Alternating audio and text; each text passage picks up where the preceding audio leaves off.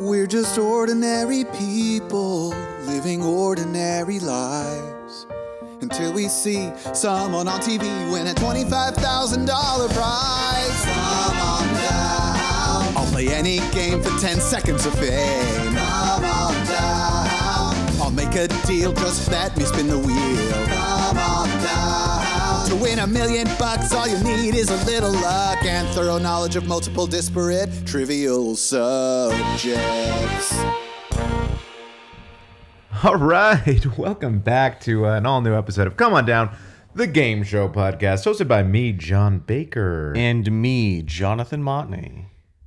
Wow, it's been... so long. What has it been, a week since we've done this? What a ride it's been. What a roller coaster. I didn't know that you could have withdrawals from hosting a podcast, but you absolutely can. I've got the itch. I've got the scratch. Right, I've been in rehab for the week. I've got allergies, I guess, is my main itch, because it's spring. Oh, I was going to say, I thought you were allergic to not hosting. Yeah, that's what I meant, because it's spring. Right. It's a springtime duty. Mm-hmm. And I felt like I was in derelict of my duties. You use that word a lot? No, but that was my favorite sketch comedy troupe. Derelict? Comedy. Oh, you mean Derek comedy? No, it was a offshoot. It was okay. It was a Finnish. Finnish. It was okay. a Finnish. What do you think the origin of that word is? Derelict. I don't know, but it's 7 letters. So if you can make that, it's 7 points. Oh, what am I talking about? You folks at home don't know yet, but we're talking about countdown. 10, 9, 8, 7. The way you're doing 6, that, it makes me 5, think of 4, that David 3, Bowie song. 2, 1. This is Major Tom to ground control. Oh, I was thinking, in the great wide open. Is that the church song? No, it's just been in my head for like 4 days now, and it just will not get out. I'm sorry. And I heard that if you pass it on to someone else's brain like a virus, it can get out of yours and into someone else's. Yeah. I like your Peacock Nation hoodie. Thank you. I mean, R.I.P. Rest in Peacock. Yeah, we recorded it on Sunday of last week. And then it was that afternoon, I believe, that the Peacocks of, what's the university? St. Joseph's? St. Peter's? St. Peter's, yeah, sorry. Played against North Carolina and got destroyed. Well, they put up a good fight. What day did you get your hoodie? I think it must have been the day after they lost. Oh, that's a bummer. Yeah, because if I would have had it, they might have won. They might have won, and their coach might not have left. Oh, the coach left? Oh, yeah. Where'd he go? He went to Seton Hall. Wow, huge upgrade. Yeah, I mean, Is Seton Hall also a private Jewish college? Because there were so many in this tournament. Yeah, neither of them Jewish, no. St. Peter's isn't a Jewish? Saint? You think Saint? Jesuit? Jesuit? Jewish? I don't know, maybe. Yeah, Jesuit is different from Jewish. That's what I thought. Somebody convinced me that Jesuit meant Jewish. No, it doesn't. No, it means like Catholic. Liars. Yeah, but I guess he played at Seton Hall. Oh. And also, he got St. Peter's into the Elite 8. Mm-hmm. And so he was literally never going to have his value as high as he does right now. So like he would be an idiot if he didn't take another bigger other job that paid more. Right, exactly. Like if Sam's Club wanted him to come stop by. I saw, by the way, I don't know how much you follow like sports on Twitter and stuff. Never. Okay. I would say on a scale from 0 to, I would say on a countdown scale from 0 seconds to 10 seconds, it would be 0 seconds. Okay.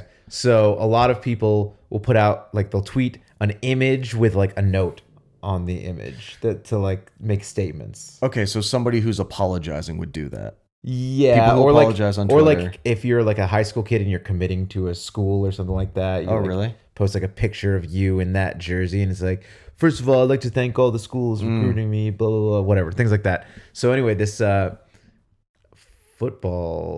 basketball, Arkansas State assistant basketball coach. Okay. post an image like that. It's like, I want to thank Wolfpack Nation or whatever they're called for the amazing last 7 years. Like, my family and I love this city and this community and blah, blah, blah, blah, blah. Prove it. At this time, I'll be moving on, but I'll never forget the amazing times that we had here and blah, blah, blah, blah, blah, all this.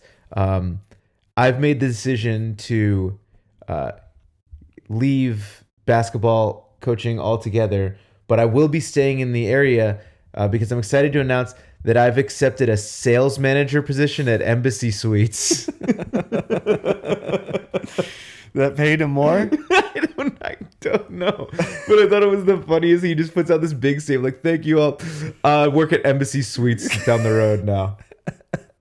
I've been an honor coaching your basketball players, and now I'm going to do sales for the local Embassy Suites. And I think that brings up an important topic What's that that? we need to discuss, and that is we need to raise the pay of assistant coaches in America across the board. Male, female, hybrid.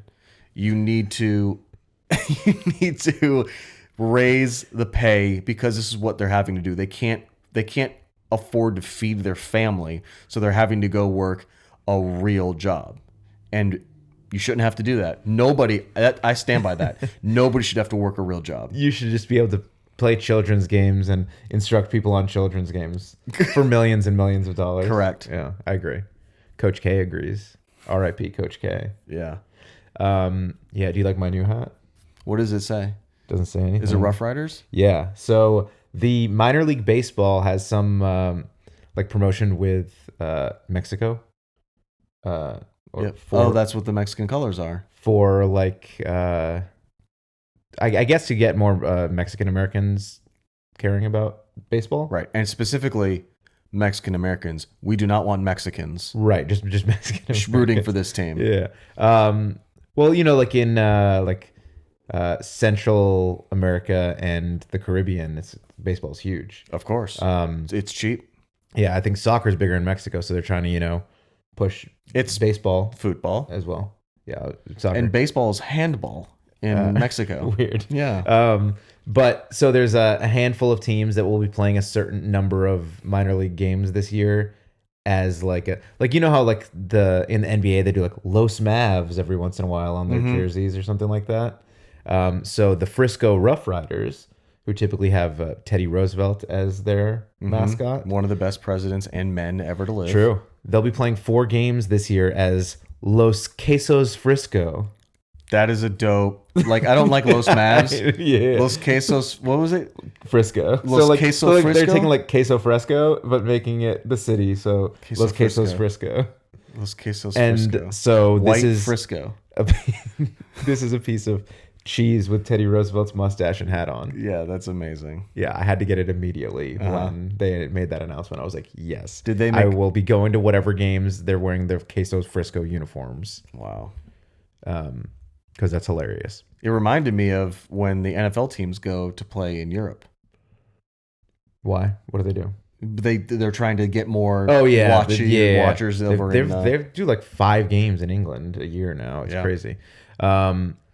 So this week we had a multi-week sponsorship lined up with Florsheim, and for whatever reason, after last week's episode aired, we got just a really scathing email from them. Yeah.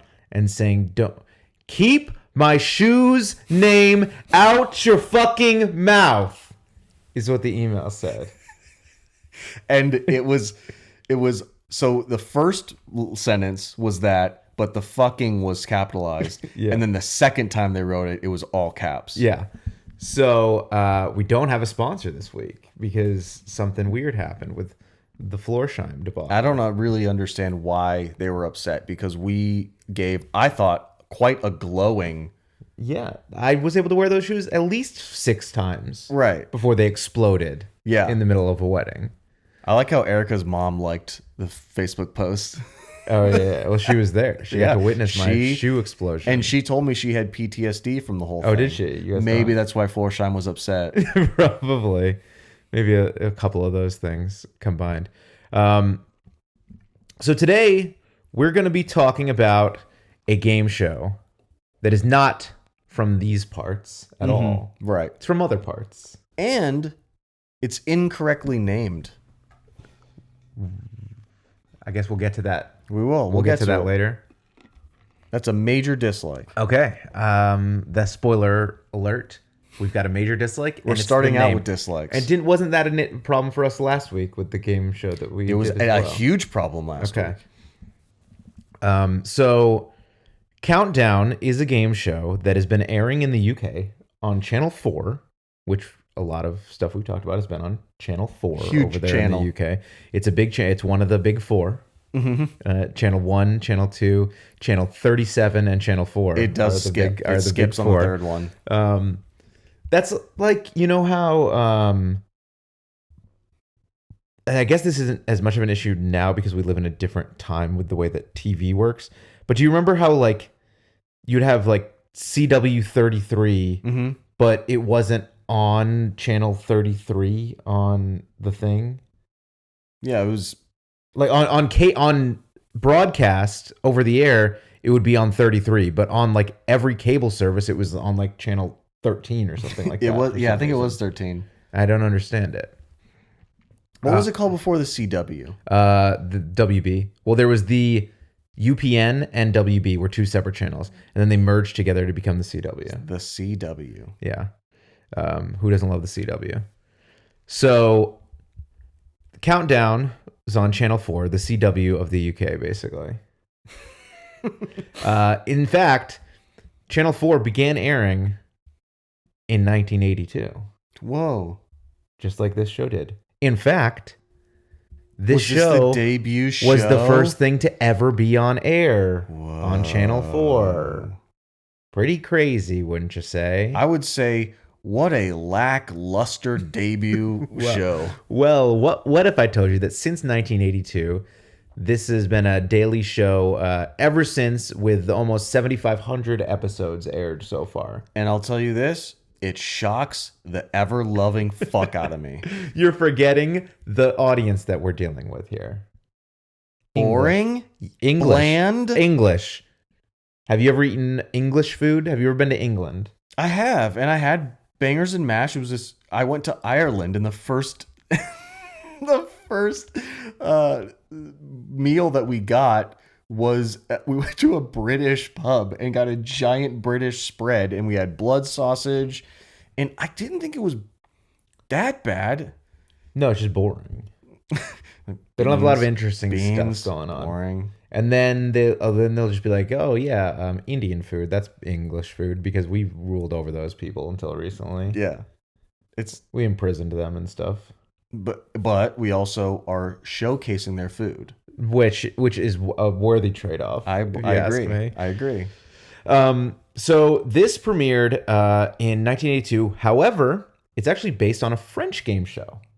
And the French game show title makes sense. Numbers and Letters. That makes sense. Numbers and Letters is the name of the French game show. It's actually the Numbers and Letters, but in a different language than I can speak. So I didn't even want to attempt to pronounce it. Why don't you ask Siri to say it? Chiffres et... Can Siri not do that? Something. Say, hey Siri, say this in French. I don't know. Do you have Siri on it? Hold on. Hey Siri, how do you say numbers and letters in French? In French, numbers and letters is chiffres et lettres. Chiffres et lettres. You don't even know how to use the electronics on your body. It blows my mind. Chiffres et lettres. Chiffres et lettres. And that which is spelled like chiffres et lettres. Chiffres et lettres. Chiffres et lettres. Chiffres et lettres. Chiffres et lettres. That sounds like, honestly, everything in French to me sounds like a really nice dish you're getting at a dinner. And like most if you of sat it down is. and they were like, chiffres et lettres, and I'd be like, that sounds amazing. Oh God, and then yes. they bring, numbers and letters. A Scrabble board. They bring Scrabble and it's edible, or they bring you SpaghettiOs. Ooh, or maybe alphabet soup. Alphabets. It had to be alphabet soup. Okay. Yeah, that makes sense. So yeah, it actually debuted in 1965, and it's been running in France ever since. So in 2 countries, this has been running for like almost 60 years in one, and almost 40 or exactly 40 years in the other. And you think That's great. You think it should have only lasted one episode. Oh, but it's absolutely. lasted thousands and thousands and thousands. Can we say tens of thousands? Because if it was 7,500, Yeah, over it's just the 10,000. 82 Yeah, revival, that's for sure. or whatever remake. Right. Adaptation, I think you would call it. Like Coda, that just won Best Picture at the Oscars. That was the big news of the Oscars last weekend, was that Coda won Best Picture. Siri, how do you say coda in sign language? It's like, I don't know. I think you just threw up a gang sign, so we're going to have to blur that out. I hope I did. So Coda won Best Picture. That was an adaptation of a French movie also. What was the name of the French movie? Chiffrelet. Sign language. It was like La Famille, whatever their last name is. The Family of No Sound?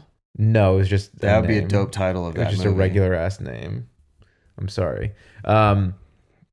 So yeah, it premiered. It was originally purchased by the rights to a British adaptation were purchased by a Belgian investor who thought that it could be adapted to be successful in the UK. And there was a news program in Yorkshire, which I guess is like a city/region in England. I really don't understand English geography at all. Nobody does. I don't know. Like there are like regions, and then there are cities, and there are like hamlets, and there are like all the like. It's very confusing. But in Yorkshire, there was a news program called Calendar. And let me guess. It was just a guy reading through a calendar. April 1st. April 2nd. Yeah, that's big in England, that type of entertainment. So this news program in Yorkshire called Calendar, what they did originally was they tried it as an extension of this news program. So they called it Calendar Countdown. And they used like the news reporter or anchor or whatever, presenter, I guess they would call it over there. The news presenter as the host of the game show. Okay. And his name was Richard Whiteley. And so in Yorkshire, this would air, and so he'd be doing both of these shows back to back. They started calling him Twice Nightly Whiteley. That's a great name. Right? That's a great name. Twice Nightly Whiteley. So we know that British people are capable of good names. And yet they stuck with Countdown. Yes. And I've got a very confusing aspect of that too that I'll throw out there in a few minutes.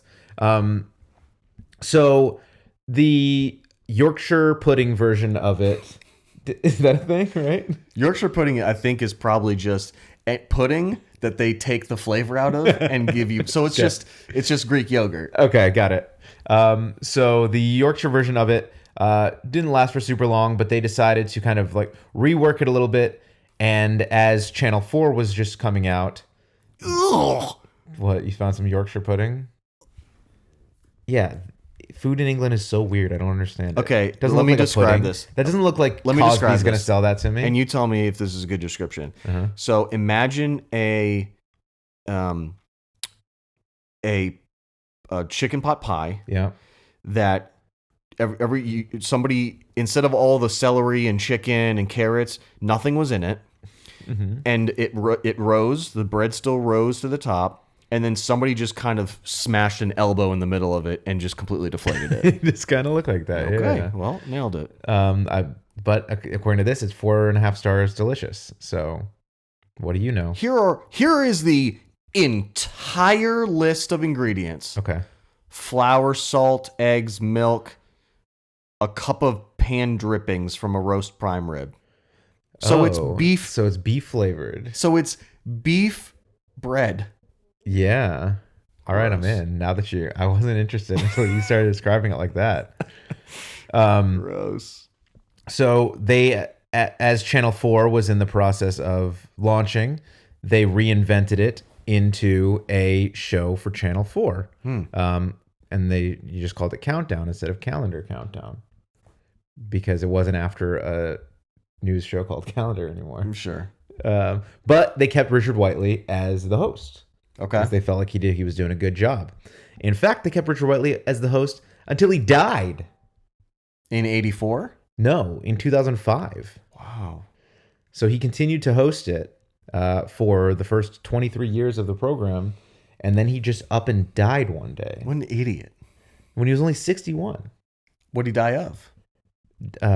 Death. He had a bad case. Bad case of it. You know, the first question people ask you after a death is what happened. I believe I've communicated before how important it is to me to know how everybody died. Yes, you have. Because I'm very curious, and it's going to kill me if I don't know. He died of heart failure. He got pneumonia, and he was went into the he went in hospital. In hospital as after they say university. Yeah. He went in hospital with pneumonia. It was taking a very long time to recover after his pneumonia, and so they did some further checkups and found that he had some heart problems. And they're like, all right, well, let's do a surgery on this. And then he died in the surgery. Oh, no. So that was sad. They canceled the airing of the program the day after he died because it was all, obviously, they had some of it in the bank, but they were still airing. And so he died on June 26th, 2005, I believe. And they ended up, his final episode aired on July 1st. After which time the show went on hiatus while they tried like random host here and there for a year at a time, it seemed. Okay. Went through 3 or 4 of them before settling on Nick Hewer, who hosted for the next decade. Okay. And now, bring it all back around to, I think, the first British show we ever talked about, Anne Robinson of the Weakest Link fame is now the newest host of Countdown. Robinson. You are the Countdown. Goodbye. You're the Countdown. Time's up. Yeah. So, although Anne Robinson and Richard Whiteley and Nick Hewer aren't the only main personalities you got to get used to on the show here, because there's also Rachel Riley is the assistant, and I think of her as putting the letters and numbers up on the board. She's the Vanna White. Yeah, in some ways, but I'll get back into Rachel Riley a little bit and give her some more credit than a regular Vanna White. And then there's Susie Dent, who is the lexicographer. Right. And she lives over in what they call Dictionary Corner. Not quite a corner. Not a corner at all, really the end of a table. I'm sure. And that includes Susie Dent and a celebrity guest every episode. Okay. And the celebrity guest will usually last for a week or two at a time of consistently being there. Okay. So now you've got to understand what Rachel Riley's doing, what Susie Dent's doing, what they're doing over there in the Dictionary Corner. Or you can save so much time in your life and do literally anything else. No, you've got to understand these things. Otherwise, what is your life? So the way the game show works is there's 2 contestants competing against each other. 2 regular everyday Joes.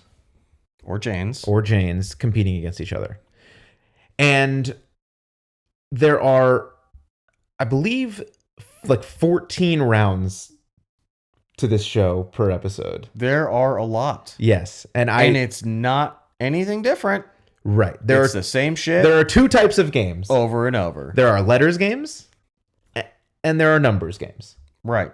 There are 10 letters rounds and 4 numbers rounds per contest, if you will. Per episode. Right.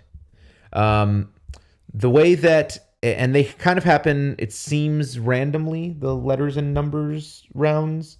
Or it'll be like 2 letters rounds, then a numbers round, then 3 more letters rounds, then a numbers round. Yeah.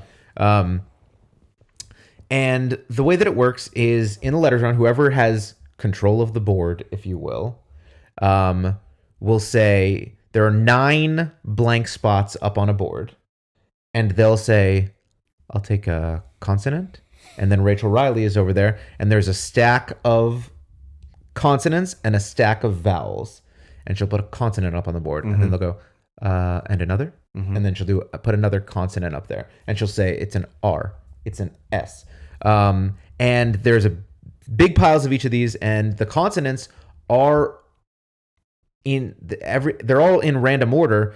but the consonants are like Scrabble set style, where like there are more R's and N's, and there's only one Q, and so it kind of in the amount of usage of those letters in the English language kind of affects the distribution of them in the stacks. However, I guess the vowels are probably pretty much A, E, I, O, U mixed up pretty. And sometimes Y. Normally. I don't think there's any sometimes's in the stacks. I think the Y's are probably all in the consonant. How is it sometimes Y? Did you Very ever have rarely. a teacher who accurately and succinctly described? Yes, I can do it for you. Okay. So in the word try, Y is a vowel. Why? Because it's the only vowel in the word. It makes a vowel sound. It makes an I sound. You have to have a vowel per word. Yeah. That's an English language rule. Think of a word that doesn't have a vowel in it. In English or in like Dutch? In Because I bet I can find you one. In English, like in the word yellow, Y is a consonant because it's making a consonant sound. Yeah. Yeah. Yeah. Yahweh. And the and the O are acting as the vowels there. So you can have more than one vowel.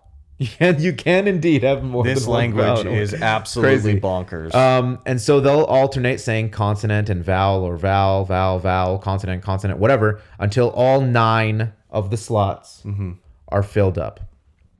Now is where the countdown begins, if you will. God. Because each of the contestants has 30 seconds to try and come up with the longest word that they can that uses only the letters that are up on the board, those 9 letters. And so after the 30 seconds, they'll say time's up, and they'll say, Jeffrey, what did you come up with? And he'll say, I've got a 7-letter word. That's impressive. And they'll say, all right, Sally, what about you? And she'll say, I've got a 6. And so then whoever has the shorter word now, the shorter claimed word, they say, okay, Sally, what was your word? And she says the word. Pfuffernickel. That's way too many letters and not a word. Pfuffernickel. Pfuffernickel. How many letters is that? Look it up. And they'll verify whether that is a word or not. So that's where our lexicographer, Susie Dent, comes in. Yeah. She'll say, oh, yep, that's a good one.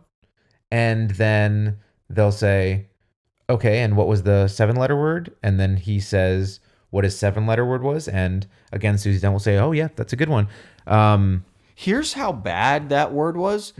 Out of an entire Google search, 5 results popped up. For Pfuffernickel? Pfuffernickel. And it says some results may be explicit also, I noticed. So basically... Oh, there it is. This one's probably it. Woke up, fell out of bed, ... hot chicks with douchebags. Yep, you're nailing the Pfuffernickel situation.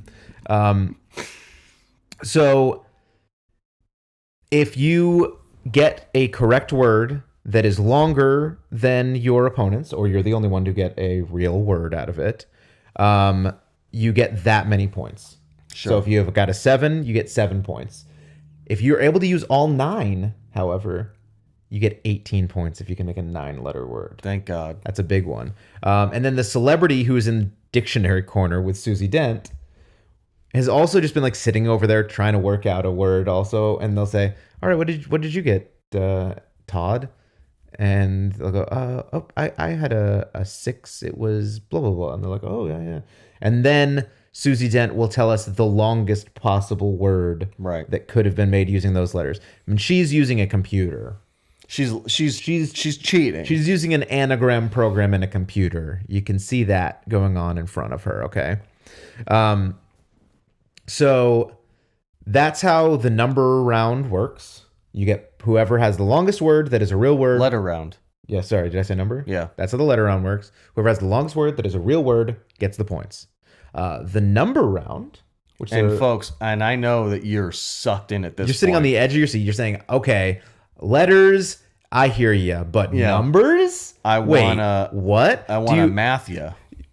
So what they do is they put 9 numbers up on the board, and then you have to turn that into the longest number that you can. It's very easy. And everybody ties. Every round that I've seen, everybody ties. And it's kind of... They all get a 9. It's kind of just like we do this for old time's sake. we know this is kind of an irrelevant round, but we've done it since the beginning, so we're going to keep doing it. Yeah. So the numbers round works differently, obviously. There are numbers on a board by Rachel Riley. Sure. Face down, I guess. There are, you're going to end up putting 6 numbers up on the board. There are 4 big numbers and 22 of each number 0 through 9. Mm-hmm. And then 0? Was it 1 through 9? Yeah, sorry. Did you see a 0? No, 1 through 10, I meant to say. Okay. And then there are the big numbers are 25, 50, 75, 100. And so you can choose however many of the big numbers you want. Mm-hmm.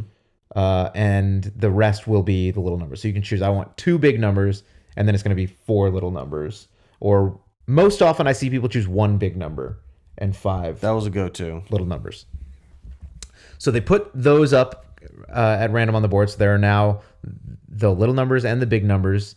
And now they use what they call now Cecil, which is their computer. Mm-hmm. It stands for Countdown Electronic Calculator in Leeds, because that's the city that they're in. Cecil. That's where they're shooting.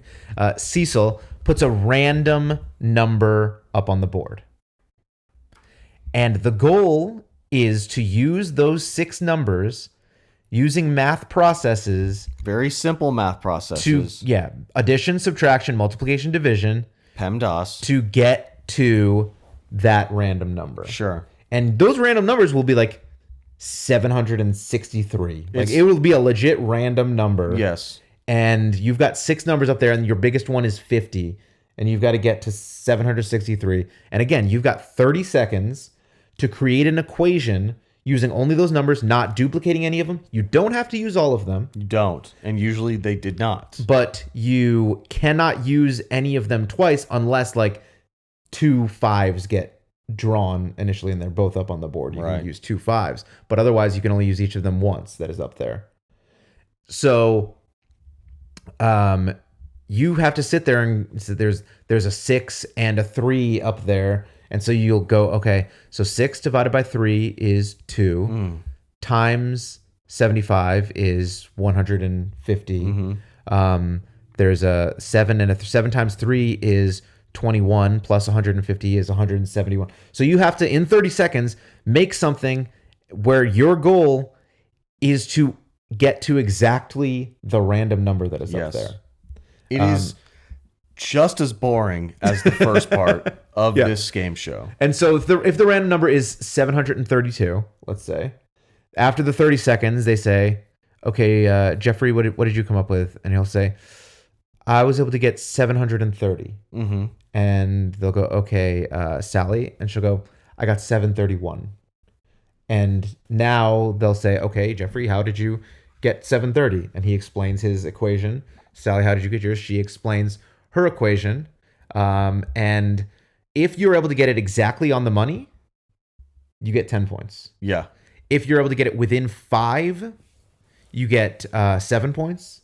And if you're able to get it within 10, you get 5 points. If you can't get within 10, you're not going to get any points. But only the person who has the best gets points. But unless you're tied, then you both get the points. This must have been different because when I watched mine, it was like you either got it or you didn't. You either got points or you didn't get points. Oh, really? Yeah. Yeah. Well, now they have, you get close enough, you're able to, if you're the closest and you're close enough, you get points. And then now we're bringing it back to Rachel Riley because this is the craziest part to me. Yeah. Because they'll finish this 30 seconds. They'll say, okay, we got 730. I got 731. And then they'll go, all right, but we got 731, but the number was 732. Rachel, how about 732? And then she's writing this up there with a dry erase marker, basically. She's doing it out. Yep. And she'll go, all right, 732. You could blah, blah, blah. And she will solve it. 732 right there on the spot. And it's real. She's not getting any help. She has what they would call over there a maths degree from university. Yeah, right. So she is a mathematician who just happens to be quite attractive. Is maths plural or singular? Over there, they think it's plural, maths.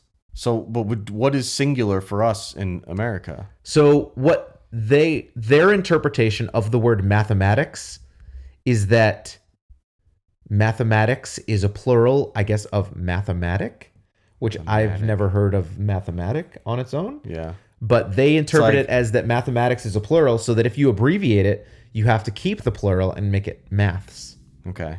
That's their interpretation, which is wrong.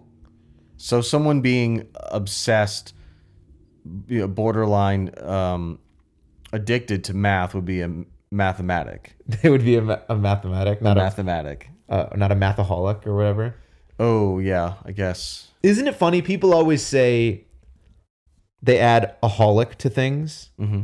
Like, oh, I'm a chocoholic. I'm a caffeineaholic. Yeah. Like, whatever. Cockaholic. But people don't remember that the hol in alcoholic comes from the word alcohol. Only the ick is like a special edition. Yeah. So you'd be like a chocolatic. A chocolate ick. Yeah, instead of a chocoholic. Because there's no such thing as chocohol. Like there is alcohol. I would drink chocohol. Chocolate alcohol? Like a liqueur? Absolutely. All right, breaking news for everybody on Tuesday morning.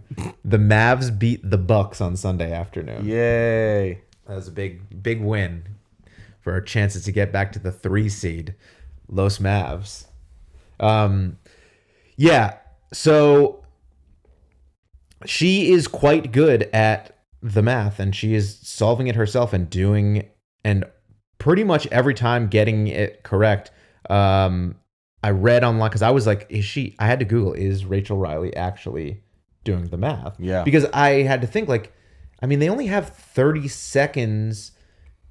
Even if they like briefed her in advance of the show, she has to kind of be on the spot remembering all of the. Well, no, because it's a random generated number on the show. So like, how would she be able to be fed that in that 30-second amount of time and remember it to put it up there? Right. And so I found out she's actually doing that math. Impressive. She's very smart.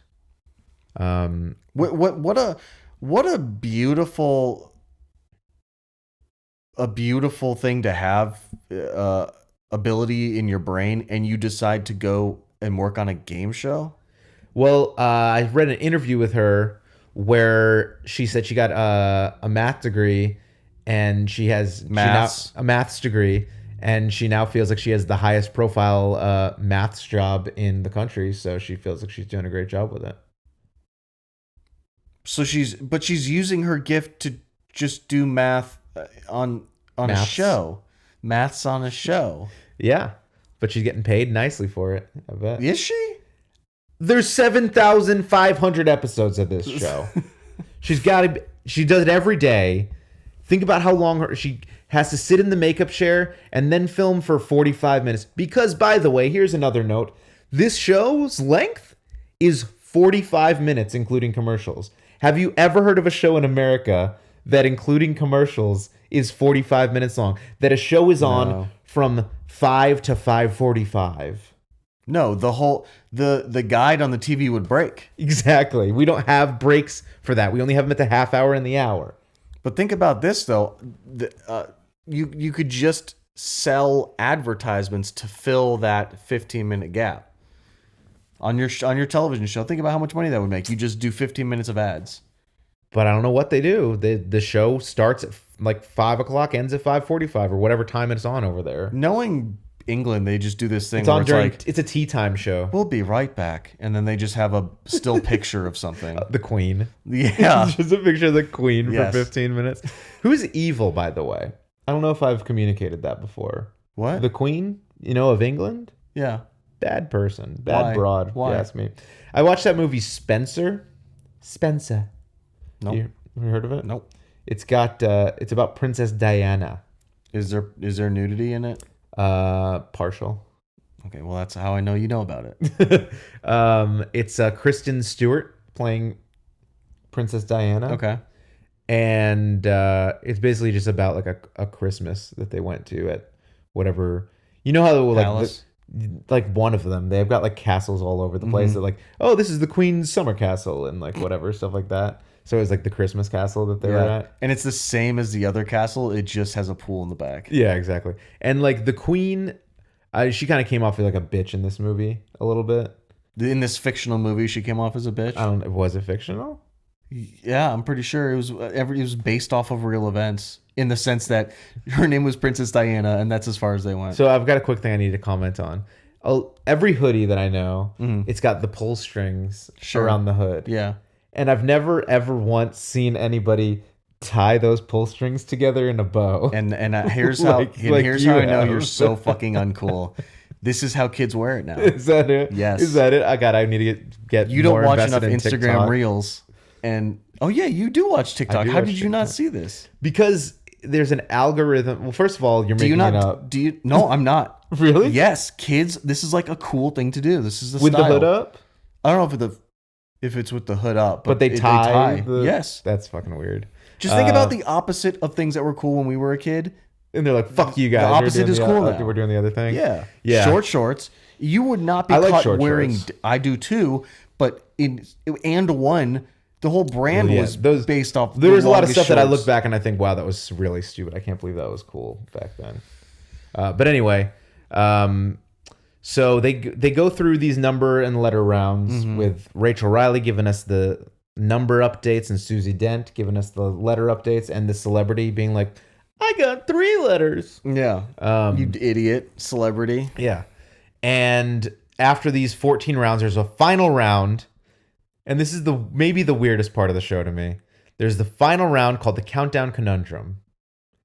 And this Countdown Conundrum is it's like a combination of words, 2 to 3 words that total to 9 letters in length. Yep. And the goal is the countdown clock starts, and it's a buzzer round. Each person has a buzzer, and whoever thinks that they can use all 9 of those letters to create an anagram of another word. Yep. If you think you've got it, you buzz in and you say that word. And if you are correct, you get the points. If you're incorrect, now the other person has the rest of the clock to come up with their guess for what the answer is. There's only one answer, right? Yes, sometimes there are accidentally more than one, but they will accept either. Okay. So this part I said is the weirdest part to me because this is like the big final round. It's different than all the other rounds. If you get it right, you get 10 points. Now keep in mind, if you were able to get one of the numbers rounds, if you were able to, or one of the letters rounds, if you were able to get a 9-letter word, you got 18 points. In the numbers rounds, if you were able to get it exactly on, you got 10 points. So I would say that it's quite likely that somebody has a 25-point lead going into this final question, a 13-point lead. So most of the time, it seems like the lead is insurmountable going into like the final big bonus round where you get 10 points, which is the same amount of points you could have gotten in any of these other fucking rounds. You should be able to bid how many points you want to risk. Yes. Because the thing about this game show is that it sucks. It almost seems like it's kind of the Jeopardy of England in that it's a long-running show. You have to be smart to do well on this show. Like, it's difficult. Yeah. Like playing along at home, I was like struggling mightily. And you're not on set having a timer blare in your face. Yeah, exactly. So it's a very difficult show. And it's also like the returning champion comes back, much like Jeopardy as well. But you can only come back 8 times. If you get 8 wins, you're retired. You're an octochamp. As they a call champion. you an octochamp. Yeah. And that's a good name. Yeah. And then at the end of each season or series, as they'd say over there,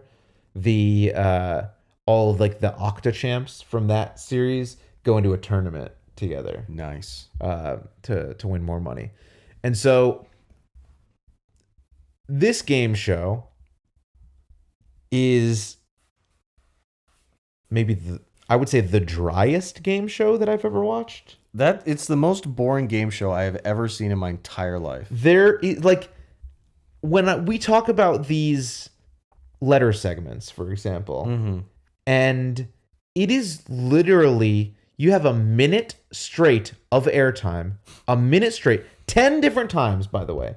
10 times that they play these segments. Yes. A minute straight of airtime where somebody's going, all right, a vowel. And then she goes, it's an A. Yep. And another. E. Mm-hmm. And one more. E. Right. And we're 3 out of 9. Consonant. P. Mm-hmm. And another. R. And another. L. There's no music playing in the background. Nope. The audio that you're getting in the show is exactly the audio that I am providing to you right now. That is it. It is a minute straight of people saying, and another, and a vowel, and somebody saying a letter and picking it up and putting it on the board. Correct. There's just so much dead time happening, basically. And there's no...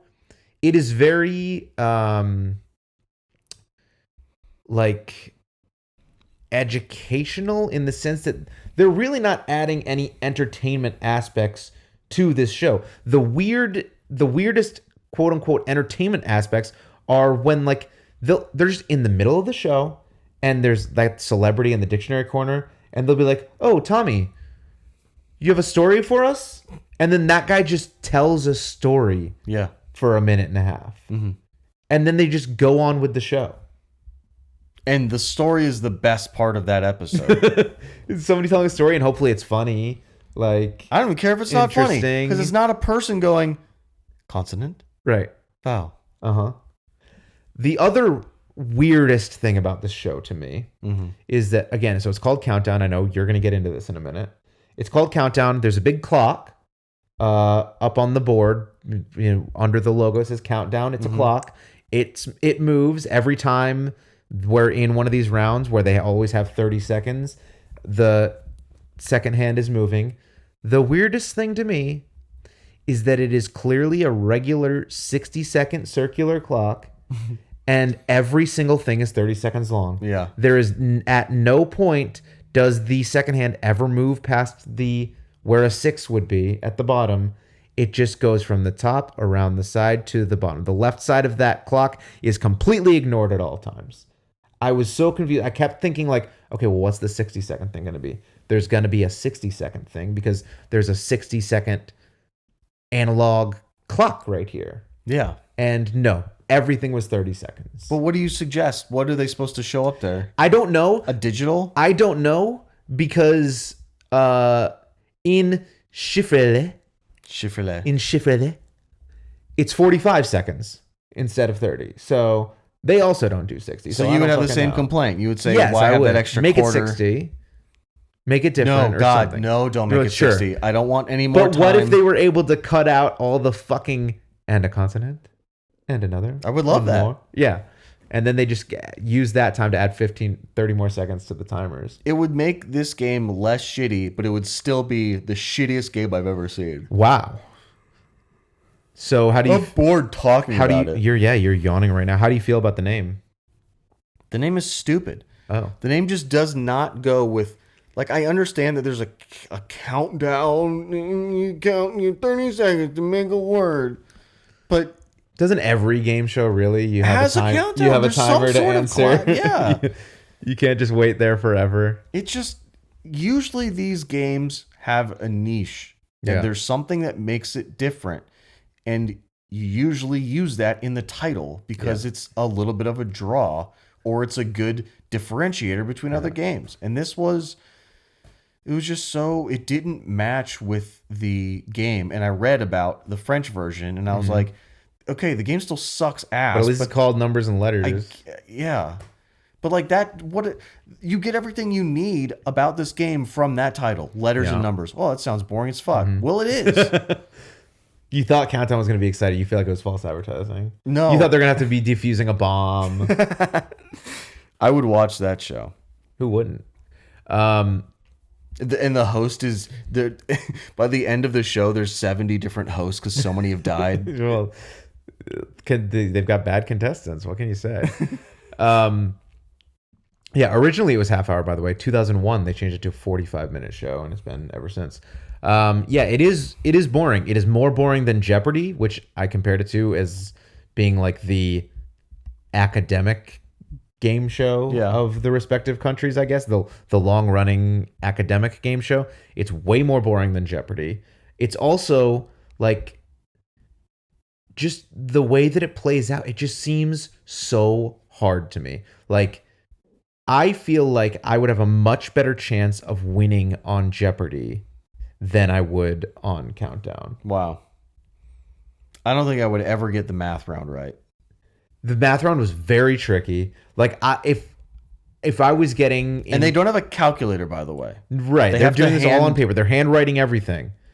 And if I was getting within 10 on figuring it out, I was like, fuck yeah. Yeah. I got within 10. But people were getting it on the nose and shit. And they were just doing like a lot more elaborate stuff than I would think of generally. What do you mean? Like, I gave an example that it was something that I wasn't doing very frequently, where like there's a 6 and a 3 up there, and they would go like 6 divided by 3 equals 2. So then I can use this 2 to multiply by this other thing. Yeah. So they're like getting themselves bonus little numbers, which I wasn't intending to do that. I'd be like, okay, I need to get to 300. Here's a 50. What's the biggest number I can multiply the 50 by now? And like, and then I'll just use these other numbers to minus or add from there. Whereas like you've got to, you know, they're doing crazy division to get to use that as a multiple. And you got to be sneaky. Yeah. It was very tricky. It's very tricky. And again, it's like it's impressive to watch their solutions. Kind of. A lot of the time. But it's not exciting. No. I wrote this down.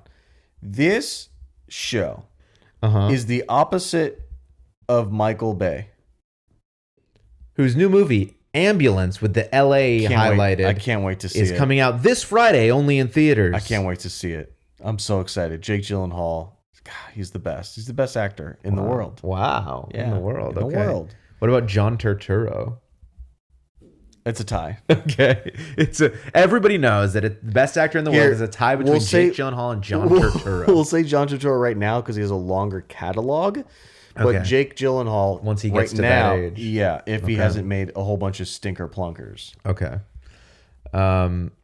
Yeah. So it was something. It was a show. I would say it was a boring show. It was so boring. Which is why there's another show, a British panel show that I think we'll probably do an episode on in the near future. God damn it. Is it boring? It's called 8 out of 10 Cats. Okay, so I know what you do. So you have a table of ordinary household items, and you have a group of a gaggle of cats about 15 feet away, and they're kind of like it's like that game at a carnival with all of the darts? Clown heads that you have to throw and hit the clown heads down. That's what that is, and you have to kill 8 out of 10 of the correct cats. Yeah, we'll get further into the details of that when we talk about that game show, but it's a panel game show featuring a host of comedians. And so starting in 2012, they started doing a version of the show called 8 out of 10 Cats Does Countdown.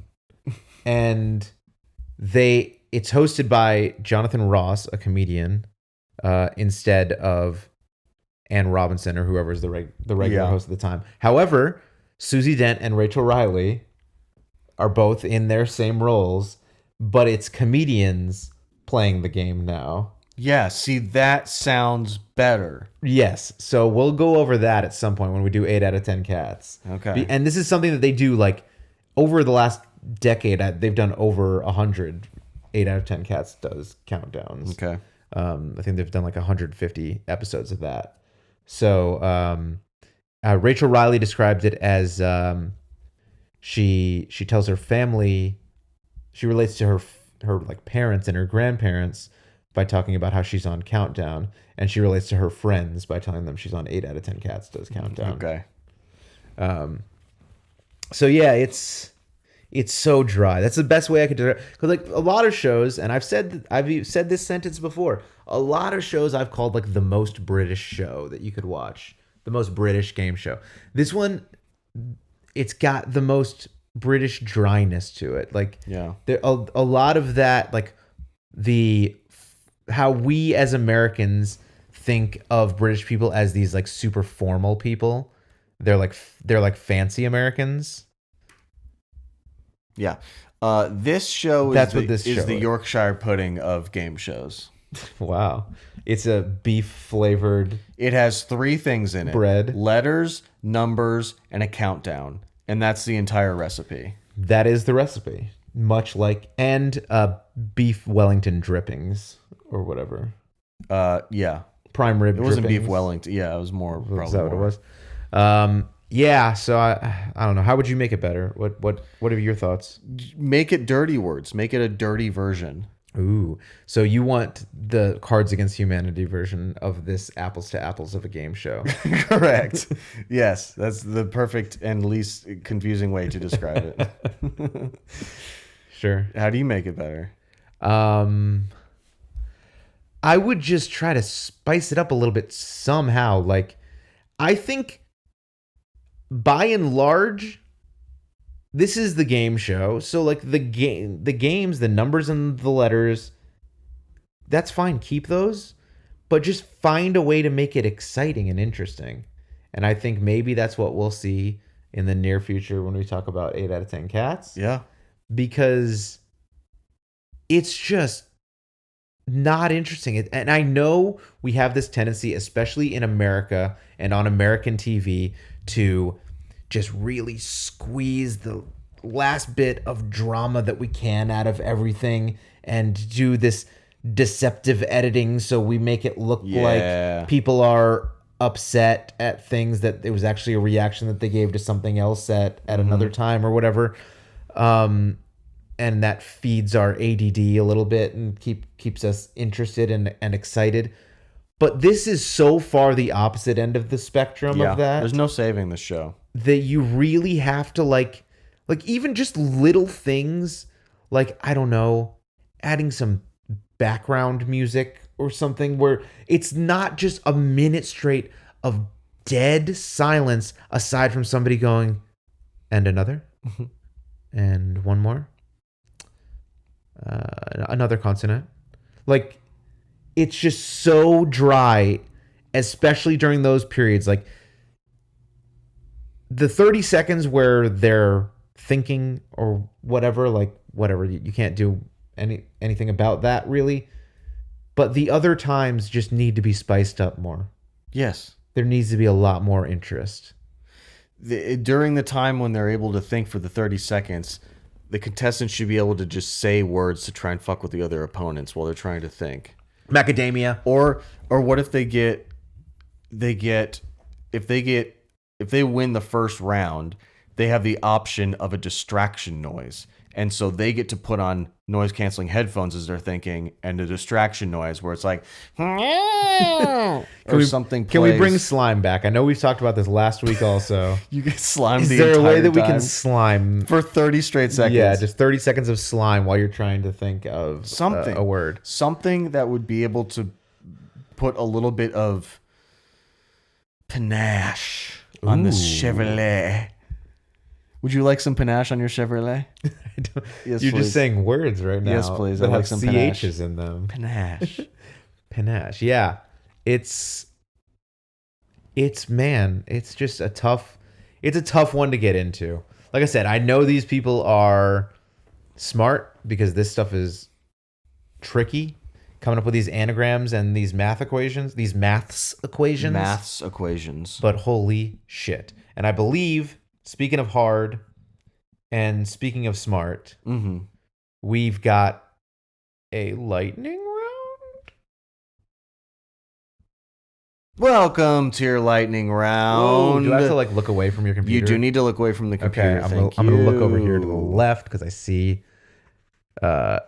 blacked out censored words on your computer. Here we go. Okay. We are going to be playing in our lightning round today a show called British or Bibberish. Okay. I'm going to be reading you a name. Okay. And you're going to be telling me, is this an actual British name? Like of a person? Correct. Okay. Or is this British gibberish, bribberish? Okay. Okay. Number 1. Miri Purse. And you can ask for spellings as well. How do you spell Miri? Miri. Miri purse, like the thing that you carry your money with. Correct. If you're a woman. Miri purse. And are all these people like, if it's a real person, is it like a person of note in the UK? Most, yes. Some, no. Yes. Some are just people that I work with. I'm going to say yes, that's a British person. Yes, that Miri is a purse. countdown contestant name. All right. Next. Una Sizwick. Spell Sizwick for me. SZEWC. SZEWC. Yes. That sounds like it's maybe more of like a Polish type of name or something. An Una, that also sounds, I don't know, some sort of like maybe Nordic. The Polish do name. not like vowels. Doesn't sound like a British name at all. But I'm going to say I'm going to go with British. It is a countdown contestant Aha, on the God, same I'm good. show with Miri Purse. God, I'm good. I think this person was a child of immigrants. Okay, ready? Yeah. Guy Fawkes. Yes, I know that is a British person. He was a member of the Catholic Gunpowder Plot. Yes. Okay, yes. He's got a mask. Boudica. Spell that for me? Boudica. Boudica. And this would be a person's full name? Boudica? Yes. British. Celtic Queen of the Iceni. Okay. Okay. Count it. So I've got everything right so far, and I've said British every time so far. Yeah. Okay. Yep. Okay. Okay. This game is constructed just as well as Countdown in terms of intrigue. Alfred the Great. Alfred the Great sounds fake. I'm going to go with Bibberish. It is the King of Wessex. He is a real man. What's Wessex? It's interesting. They make up so many fucking words over there. They just territory, lake, and city. They just make up so many goddamn words. They just add a letter to an existing word and then think it's a new one. Because Essex is another place, and they're like, yeah, this one's Wessex. Correct. Moving on, number 6. British. Pontifica Weldson. British. Bibberish. God damn it. It's definitely sounded the fakest. I know. Next. Robert the Bruce. Yeah, so he's Scottish. Yes, he is King of the Scots. Emmeline Pancrust. That's got to be Bibberish. It's Bibberish. Okay. It's first of all, it's Bribberish. Sorry, Bribberish. Thank you. Stormzy. Spell that? Stormzy. That sounds like a British street rapper to me. I'm going to go with British. He is a British rapper. Yes. Jan Hammer. Jan Hammer. Oh, man, she sounds really cool. So I want her to be real, so I'm going to go with British. She's the owner of a tech-focused venture capital firm. And by the way, it's a him. It's a he, Jan. Oh, so maybe it's like Jan. Jan Hammer. Oh, Jan Hammer. Jan Hammer. Welcome to the party. I am Jan Hammer. I would absolutely love to be at that party. Yeah. Okay, so you got 2 wrong. That's it? I think so, That's yeah. the end. All right, 8 out of 10, you might say? And so is that what you would give this show? 8 out of 10 buzzers? 8 out of 10 cats? No, I'm going to give this show... I'm going to give it... Oh, he had a strong rating in mind, locked and loaded, and then he changed it last second. I'm going to give it a 2 out of 5 buzzers. I don't know if I've ever done this on this show. It gets 0 buzzers. 0 buzzers. You get 0 buzzers. Okay. Countdown. So on aggregate, it's a 1 buzzer. Change your name to letters and numbers. And then you get a buzzer version, out of that? You get 1 buzzer. Okay. All right. The letters and numbers are in your court. Channel 4. Yeah. Hopefully you burn the court and start with something new. But I don't know. I guess maybe a lot of people watch it because it's been on for 40 years. This is something a British person would like. And This I is do mean exactly. that as a Right. diss. And You they'll should- be and they'll be watching it while they're eating a cookie that they'll call a biscuit because it tastes like a bad cookie. Right? Isn't that what they have?